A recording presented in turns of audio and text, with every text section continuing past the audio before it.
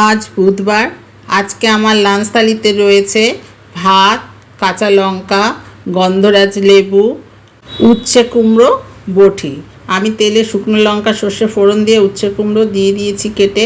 তারপরে নুন হলুদ স্বাদ অনুযায়ী গ্যাসের ফ্লেম লো করে ভাজা ভাজা করেছি। আর করেছি ট্যাংরা মাছের চচ্চড়ি বা তরকারি, ঝিঙ্গে আলু বেগুন লাউ ডাঁটা, আর নামানোর আগে ধনেপাতা কুচি ওপর দিয়ে ছড়িয়ে দিয়েছি। আর করেছি পাবদা মাছের ঝোল আলু বেগুন পটল দিয়ে। আর রয়েছে আম ডাল। এই গরমে আম ডাল ছাড়া আর কিছু ভালো লাগে না, সেই আম ডাল করেছি। আম ডালের সাথে খাওয়ার জন্য করেছি ঢ্যাঁড়সের তরকারি পেঁয়াজ দিয়ে।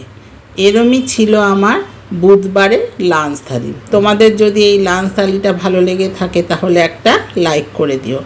আজকের মতো টাটা, আবার আসবো কালকে নতুন লাঞ্চ থালি নিয়ে।